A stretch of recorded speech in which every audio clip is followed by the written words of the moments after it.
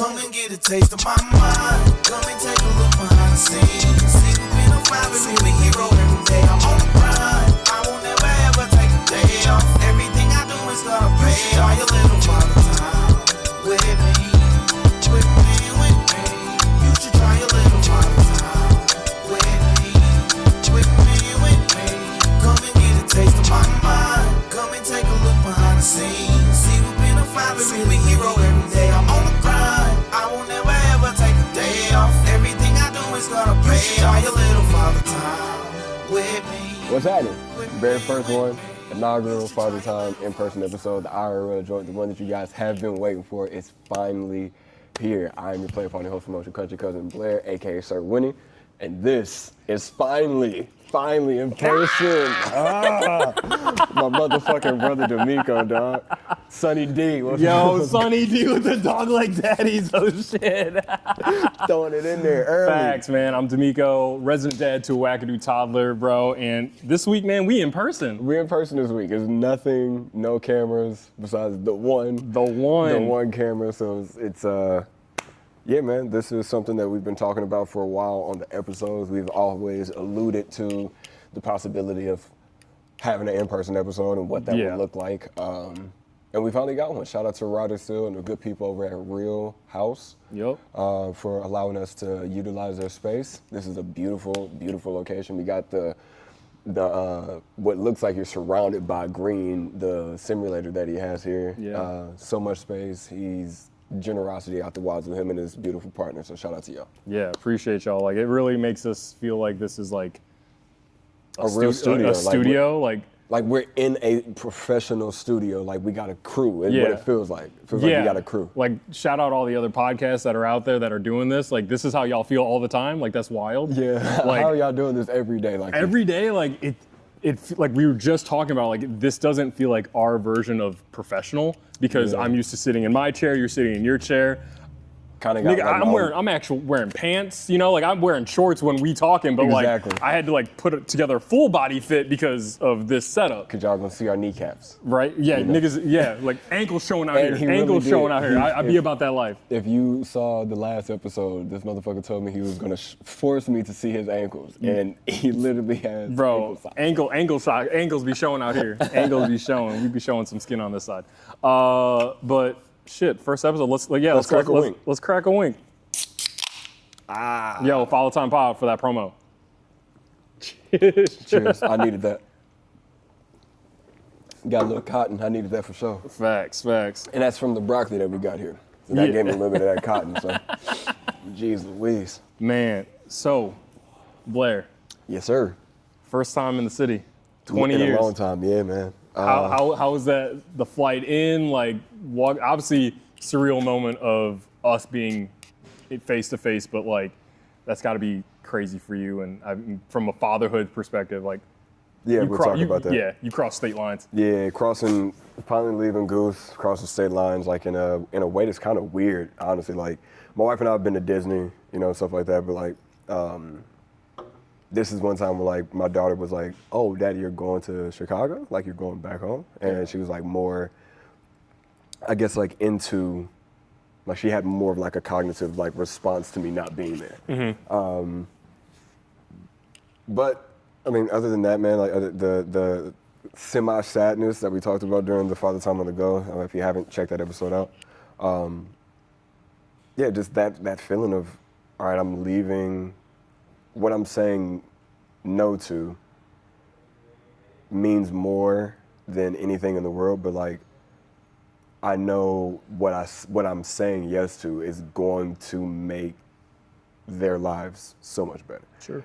And that's like the goal of what we're doing with this and why we're doing the charity event and why we're trying to have more layers to our production is to show people that we are professionals. Like we're not, like when you see us on Instagram or you see us in person, it's like, that's De'Meco and that's Blair, but like we're professional podcast hosts, bro.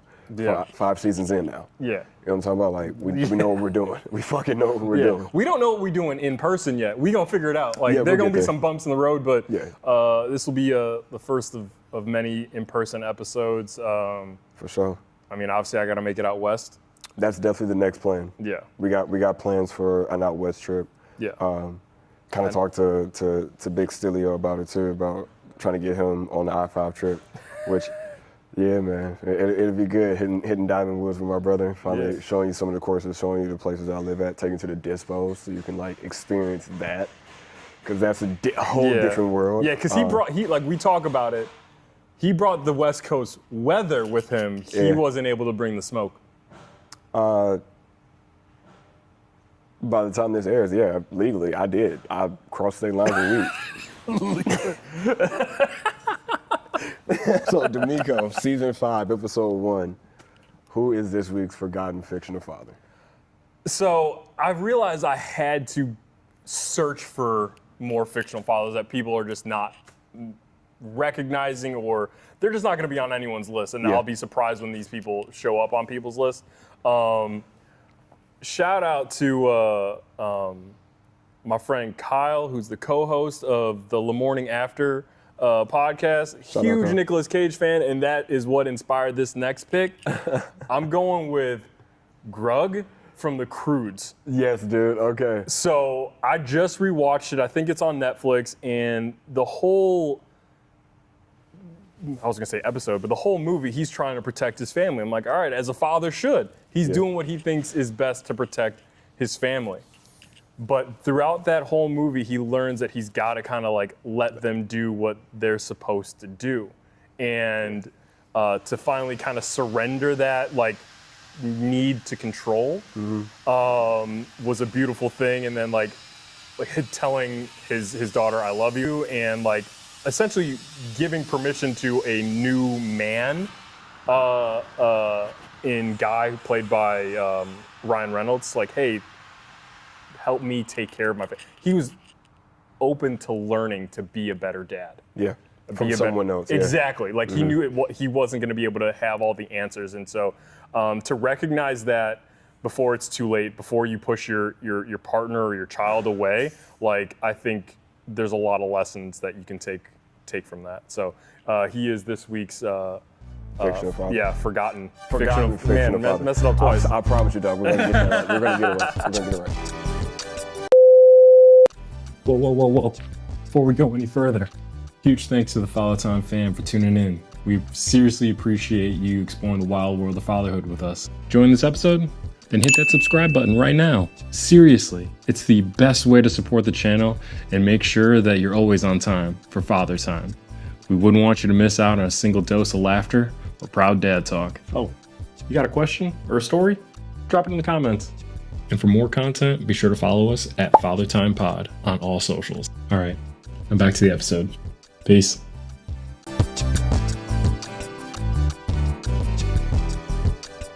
So, how has the like season break been for you? Because I know like kind of we're planning. I mean, well, so before we ended season 4, we were planning this golf trip, this trip in general, like playing golf tomorrow. Yeah. Like, what was that like timing like? Because I feel like the break flew by, and we're still on it, but I feel like the break is just flying by. Like, what are you experiencing in this moment? It's interesting. Like, I feel like this way after every season we've kind of ended, where I think we're getting a break, but it's not a break because like we're thinking about the next move.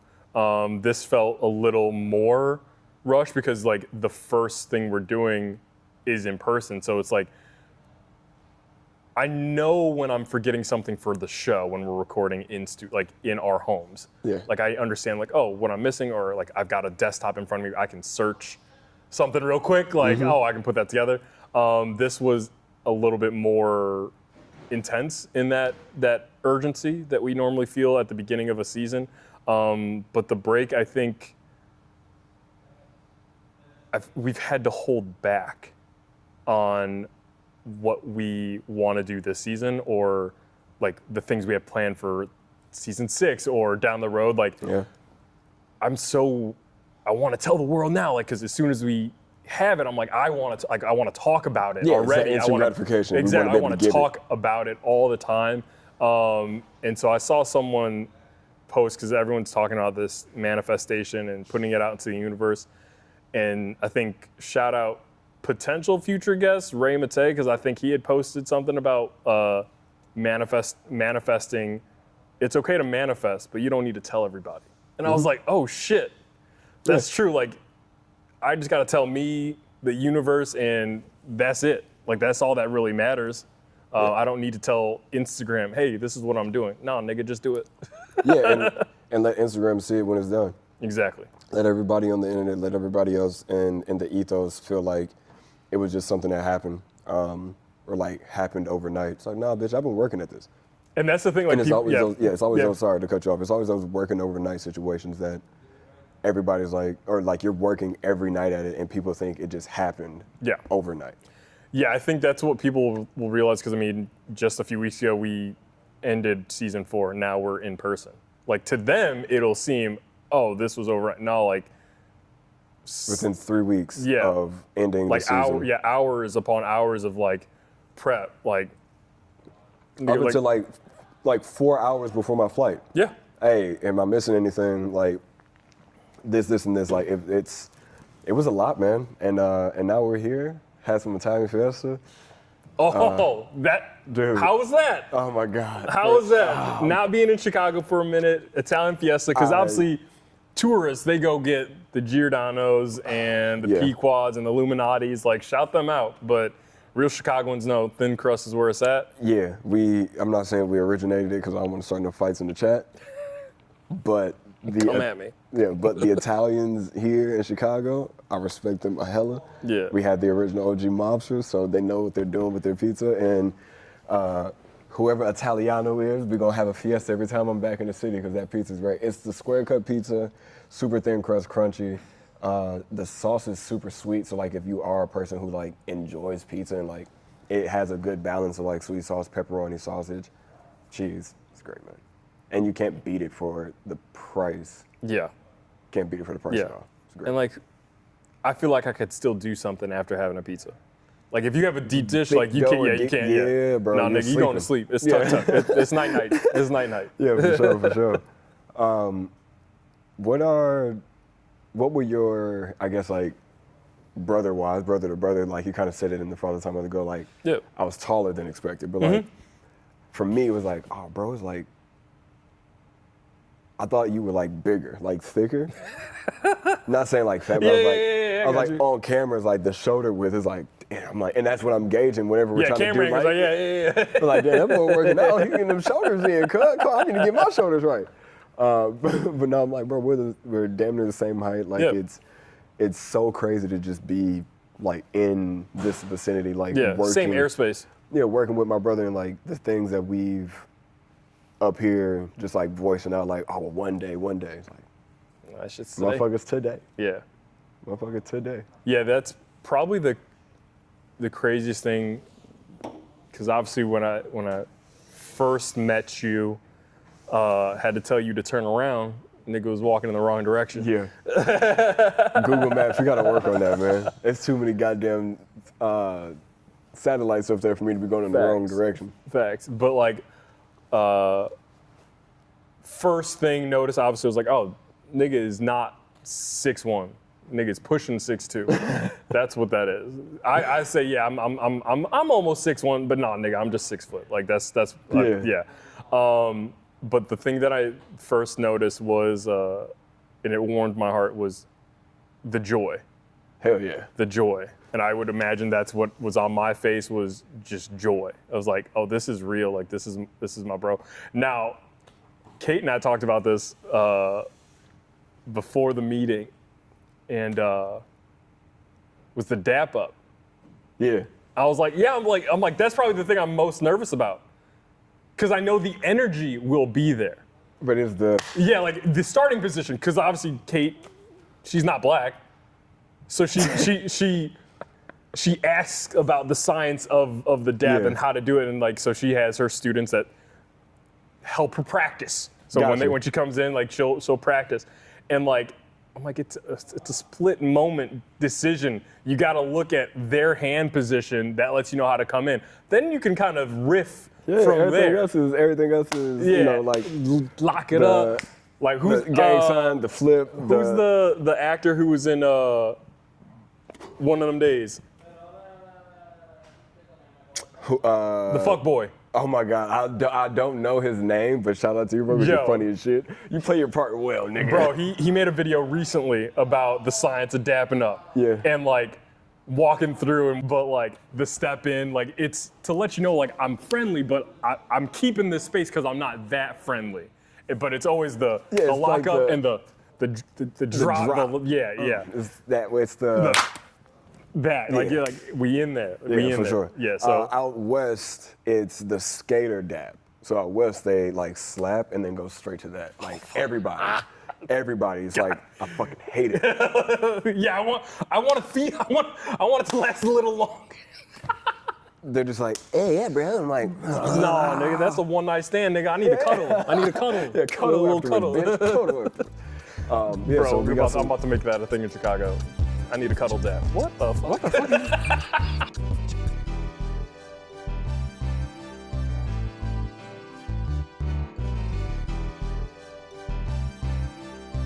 We drove by Lake Shore, hit up the old neighborhood where he used to live, where his wife teaches, and it's great seeing Chicago be a bustling city because I got here and saw it wake up. So when I landed, it was like 6 o'clock. Took the blue line into the city, and then just like legit saw how from O'Hara was nobody getting on to then you get to like Monroe, you get to Harlem, you get to like California, all those spots where like everybody just starts to flood in and go to work. Yeah. That's right. Yeah, I forgot. Like you were coming in during like rush hour. Yeah, kind of the morning commute. Yeah, morning commute. Yeah, it was dope, man. Shout out to Stan's Donuts. I had never had one of those before. If it's between your baby and that donut, your baby's getting pushed. Shout out. I will race. I'll race Jamaicans for them donuts. Which donuts did you have? So I had the blueberry old fashioned. Okay. That's like a 3.9 because it's just like a regular old fashioned. They just glaze it and blueberry. So it's not even really good. But their brown butter glazed donut it looked good, like visually, and then it tasted like brown butter. Gotcha. And if you've ever brown butter for cookies or anything like that, you know exactly what that tastes like and what that smell is. Every time the donut got near your mouth, I was like, all right, cool. I feel like making cookies now. Yeah. I'm in a different state and I want to make cookies. That's how it was. Yeah, they got that a maple syrup bacon joint. Oh, yeah. Everybody loves the maple bacon. Shout out to Voodoo Donuts. Yeah, that's you guys killed it for me because I used to work there, ate that donut all the time. Maple bacon donut. Yeah, that's a dessert and a breakfast, but like I'm not going back for a second one. For sure, yeah. Like it's too rich. It's too rich. Not to take anything away from it, it's just so much fucking flavor.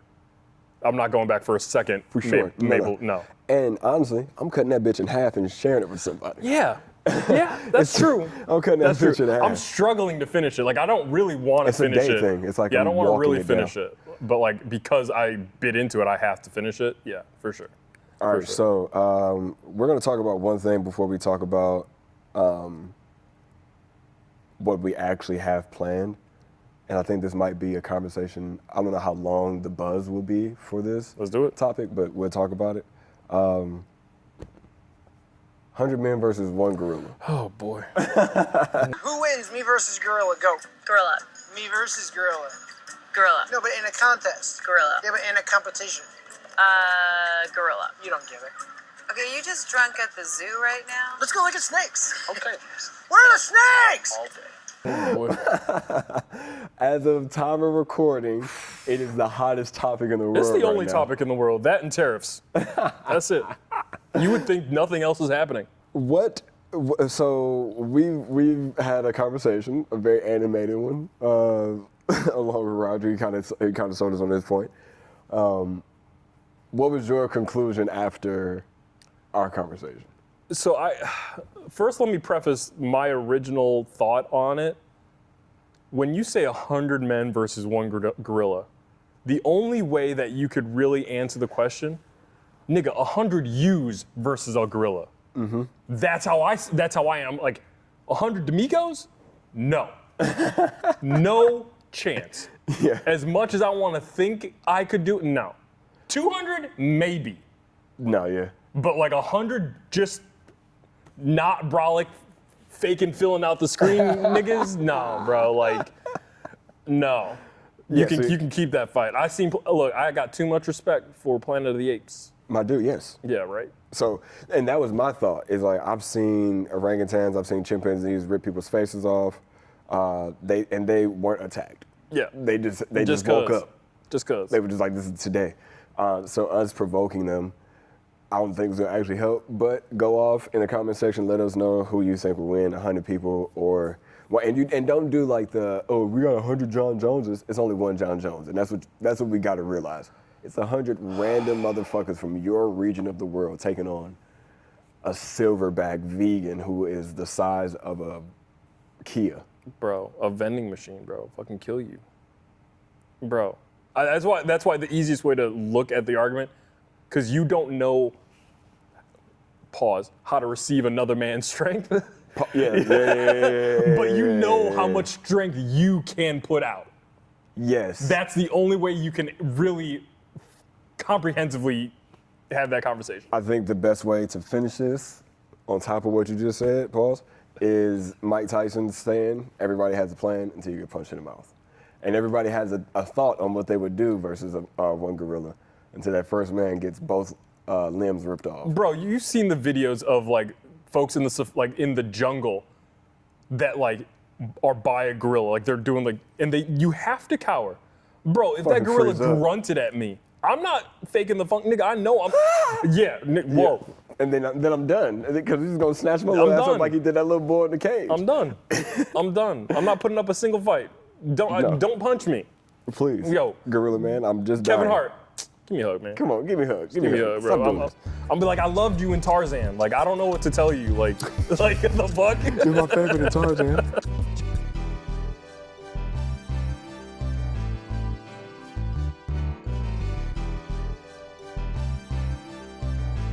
De'Meco started a part or a segment in our podcast a couple seasons ago where we react to videos that we see on the internet. And this is one that I've been sending to him often because it's twofold for me. It's the person that it is a video of Brett Kreischer and Tom Segura, Two Bears, One Cave. Why you seem emotional? And he said, yeah, I am. Thank you. And I said, well, where are you going to spend this money? He goes, next week is my daughter's 13th birthday. I think Georgia was 13 at the time. And I said, oh, congratulations. He goes, I didn't have money to throw her a party. Now I get to be the dad she thinks I am.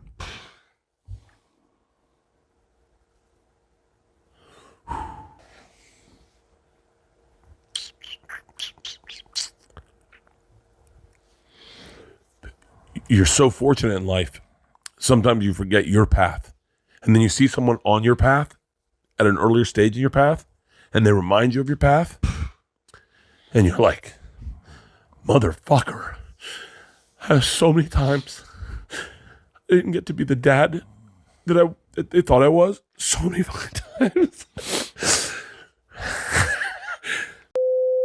Conversation where if you watch the podcast, they're just rambling, and sometimes it's not funny. It's not like humor. It's weird white man comedy. So when he started this segment off, I was like, okay, here we go. Like he's, it's the Brett Kreischer. You guys just saw it, but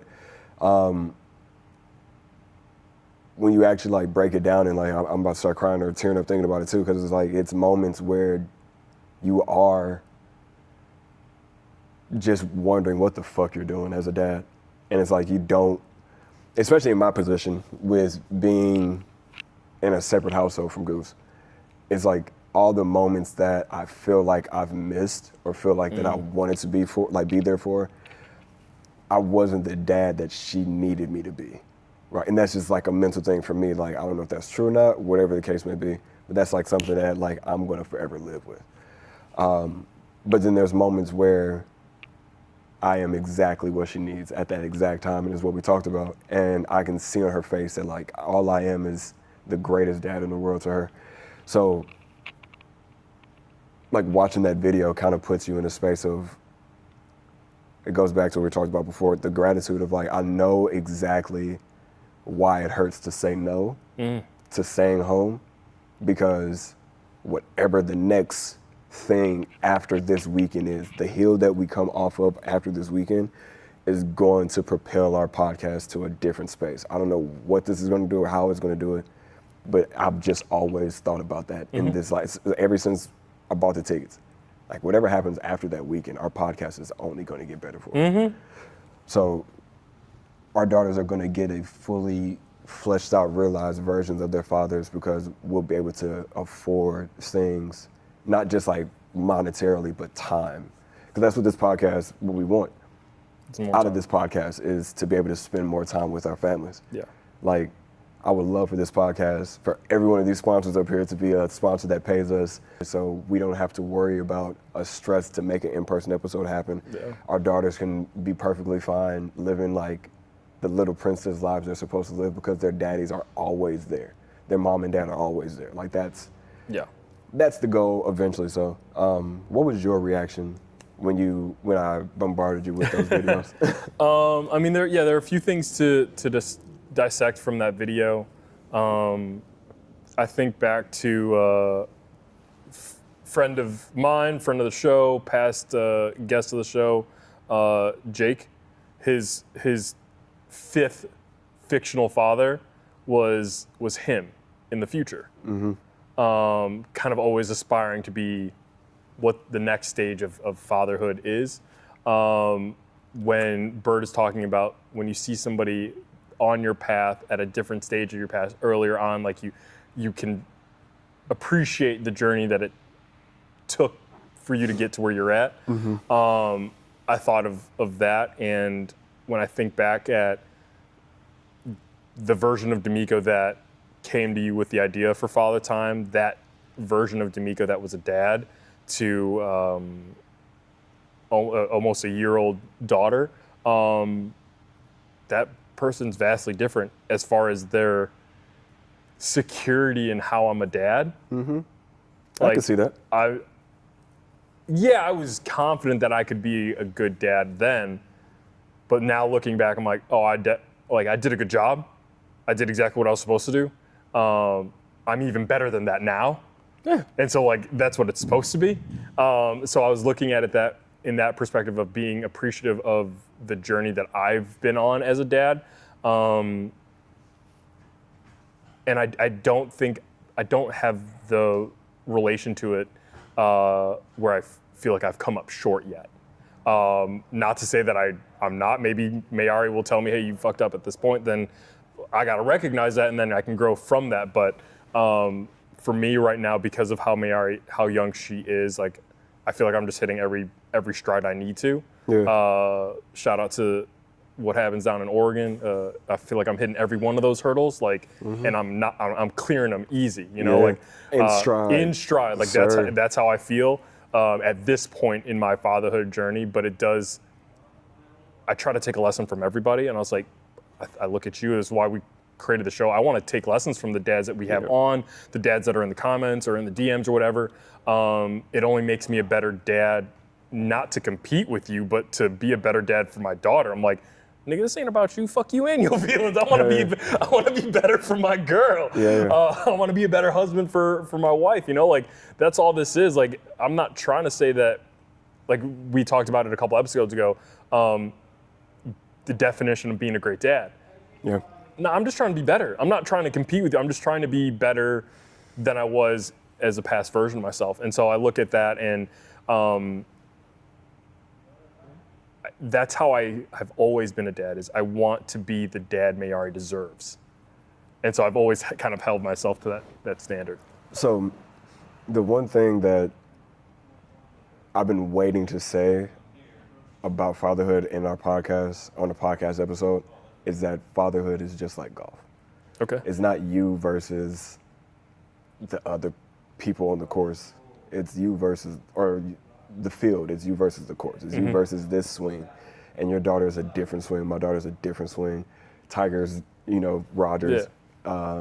peas, moles. Nigga, like, play it all as it of lies. Yeah, That's you what gotta play it as it lies, and that's fatherhood at its finest, Facts. at its most minute way to be able to vastly tell everybody what fatherhood actually is playing it as it lies. The definition of play the cards that you're dealt. You can't fold them, you can't shake them, shuffle them, like, because then you're telling your kid that they're not great, that they're not worth it, right? And whoever your kid is, however they are, that's perfectly fine. Now it's time to work with those fucking cards. It's time to work with the cards. Yo, you just said like letting your kid know that they're worth it. So a couple weeks ago, I came to you,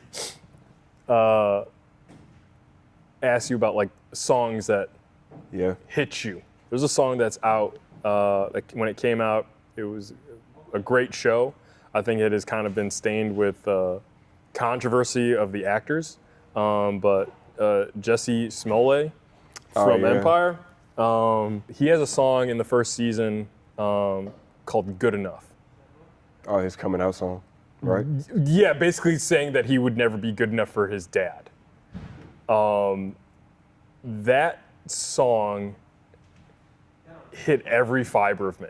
Yeah. Because that's how I've always viewed how I was received by my dad, that I was never good enough, and that's all I ever wanted, and that's why I push to make sure that Mayari feels that she's good enough at every moment of the day, because I don't ever want her to feel a fraction of the way I felt or feel as a son.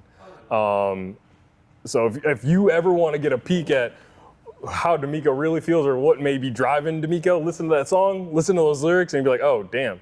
Yeah. Like, this ain't me coming out at all, but like, this is like vulnerable, feeling like you're not enough for your parent, the person that you're supposed to be enough for. Like, And nigga, I artists- didn't ask to be here, you know?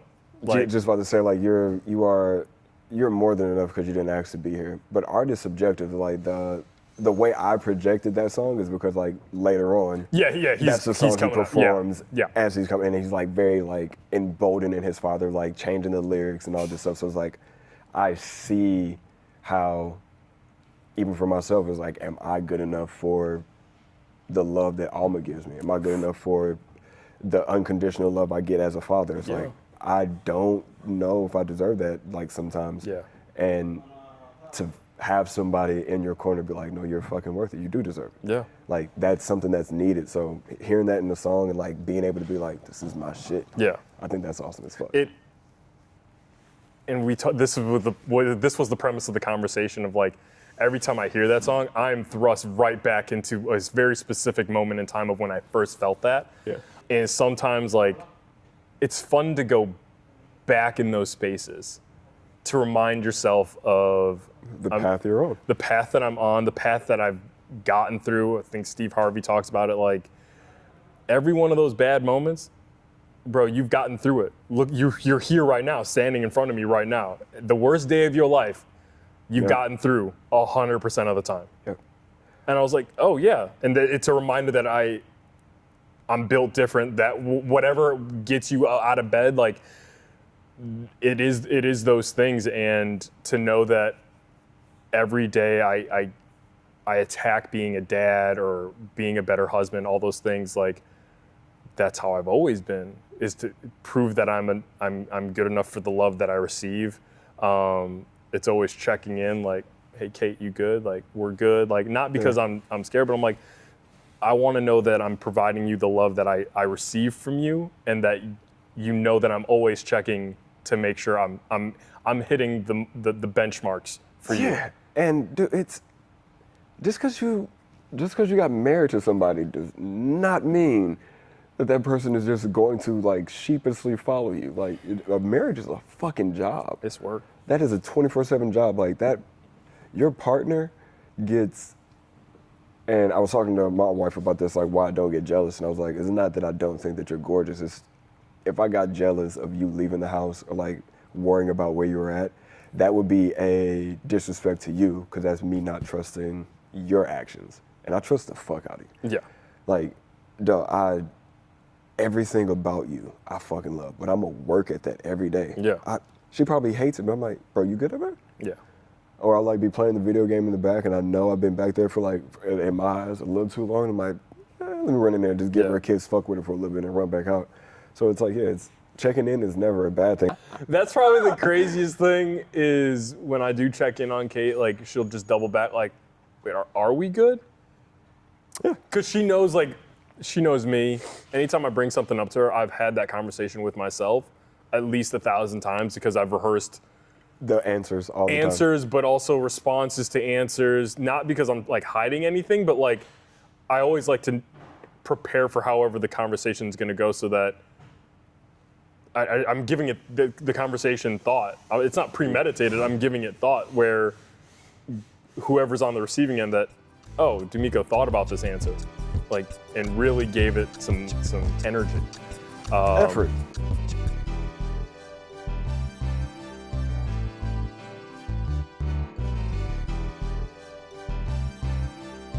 The reason other than the show that brought Blair out back to the Midwest, shout out the folks over at Fairway Shy, Bata Sol, and Ateneo. They are hosting the For the Soul charity golf event in Hoffman Estates. Shout out Bridges of Poplar Creek Country Club. That's where they're hosting the event. We got that tomorrow. Now, obviously, when this airs, we would have already played the event and all that stuff, but how are you feeling about this? Because we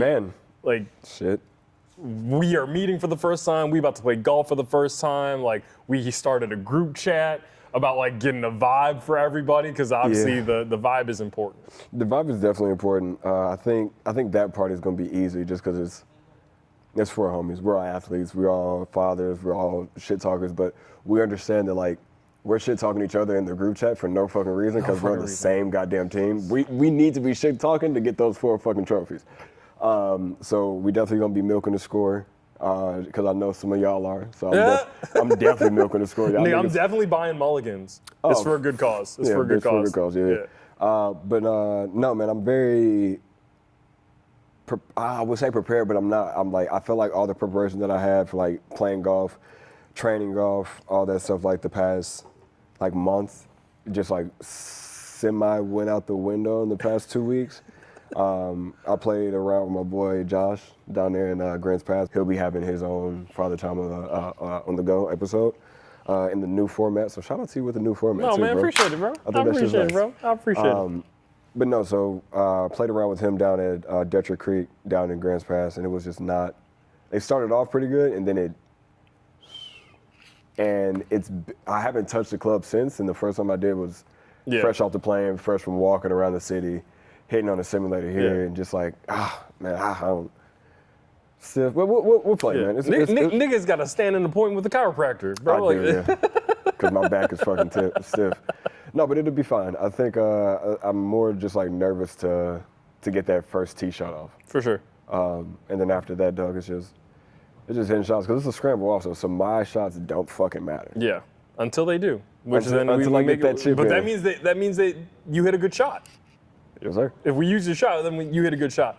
I'm excited to tee it up. Obviously, this will be the first time I tee it up with you, but also the first time I tee it up this season. This is definitely a year that I want to start getting back into golf. I know when I first came onto your show, like I was very much vibe golf and very much about playing golf more consistently and more competitively. Obviously, being a parent to a toddler, that changes things, and rightly so. I wanted to step away from golf because Mayari is the exact reason to step away from golf. Beautiful reason too. But shout out our friends over at the PGA Superstore. I got a Mayari her first golf club, so hopefully she'll be on the course with me playing those morning nines. But I'm excited to test out these Wilson golf balls. Shout out to Olivia. Thank you so much for being on Follow Time on the Go and obviously sending us some golf balls to try out on the course. Because, I mean, Dogleg Daddies is coming. It's a thing. It's here. It's real. It's real. Southside Bunker Bear. Yo, and Sunny D. What? Sunny D. Yo. You know what I'm saying? I feel like Billy D. Williams. Bro. Sunny D. Williams. Sunny D Deans, baby, Sunny D Deans. I'm about to have to get a perm or some shit. I'm feeling like I'm the only David Ruffin. I feel like that's the type of energy Sunny D's Nobody going come to see you, Otis.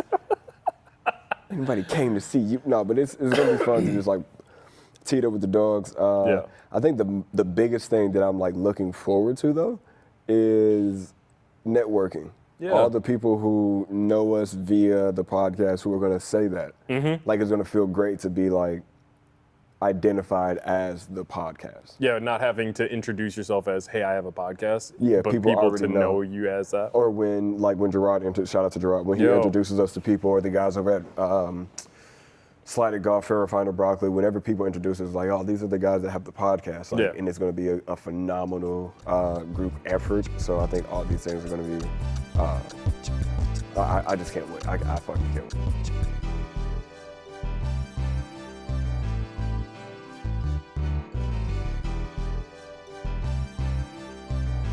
So, what do you got with your fan questions? 'Cause I heard it's only one, and it's a great reason. that we have it. Yeah. So obviously, folks knew that you were coming back to the Shy. We obviously seen a lot of moves and a lot of news coming out of the Chicago Bears. Yes, we have. Mayari calls you Uncle Bear. Yes. Zach's episode, I actually called you Bear. Yes. So the fans want to know, Uncle Bale. Haha. Who are your top 5 fictional bears? All right, so I have my list here, and it's gonna be kind of quick, but some of them have meanings. Winnie the Pooh, number 1, just because like that's an extension of my nickname. Homies call me Bishop. My gaming name was Winnie the Bitch for the long time. Shout out to Lamar. We still need you on the episodes. Come on, man, stop playing with us. Yeah. So Winnie the Pooh is number 1. Then I got Po from Kung Fu Panda. Fucking love Jack Black. He's awesome as hell. I just introduced Mayari to that. Oh, it's such a great fucking movie too. It's a great movie, and I think they are still making movies now. So I think they got 5. Yeah, should be able to watch a lot. This is gonna throw a lot of people off because this is a newer Bears, and it's a group of them. So it's 3 bears in one. It's called Bear Bears. I don't know if you've ever seen the show. No. It's 3 brother bears. There's a grizzly bear. There's a white bear, and then a panda bear, and they're just like 3 brothers just kicking it in like different personalities. Phenomenal show. Where can we find the Bear Bears? Bear Bears, I find it on YouTube because Okay. it's just like clips, but I think it's on Nickelodeon, so maybe Paramount. Yeah, got it. Smokey the Bear, because the nigga taught us that only we can prevent forest fires. Nigga And smokes he's a real one. Ted, because that's a funny ass bear, very inappropriate bear. Yeah. Yeah, so that's what, 1, 2, 3, 4. I got one more. And then the OG bear, the big bear, Baloo, because he's a father bear in a sense to somebody else. So that kind of ties into the father time. Yeah. So, A shout out to Frito. He was on. That was yes, his number yes, one. It was. That's a solid list. That Yeah. was a solid list. I was thinking Coda from Brother Bear. Oh my God, yeah, dude. Yeah. Oh fuck. Yeah. That literally just made me so sad because he has to tell him at the end that it was him that killed his mom and Yeah. shit. And yeah. But then they have a second movie, so obviously they make up. Yeah. We went with the Bears, the Bear Bears, Winnie the Pooh, Baloo, Po, and Ted. Ted's yeah. It's funny as shit. That reminds me, and I guess I can save it. I don't want to now. So obviously you asked me about the Forgotten Fictional Father. Mm-hmm. I gave you Grug, Nicolas Cage, and I just recalled the dad I actually wanted to mention. We can use it for the next episode. Got it. Teaser. You gotta stay tuned. And with that being said, are we cutting it? Yeah. And We already introed the next episode. And with that being said, this was awesome, man. First in-person episode, first IRL episode. That's my brother De'Meco. If you're looking at us on the Dog Leg Daddies, Sunny D. I am your player partner, your host of the most, your country cousin Blair, a.k.a. Sir Winnie, a.k.a. Southside Bunker Bear. Damn, our intros got longer. Yeah, man. Make sure you like, share, subscribe, leave a comment, because that's how the algorithm works. Leave in the comments below your answer for the 100 people versus one gorilla, and what you would like to see us do at our next in-person meetup. You tell us what you want us to do. We'll try to make an episode out of it. But yeah, give us all your thoughts down below. Thank you guys for watching. You could have been anywhere else, but you decided to watch this. Tell somebody that you love them because we love you. Peace. Peace. All right. That's a wrap.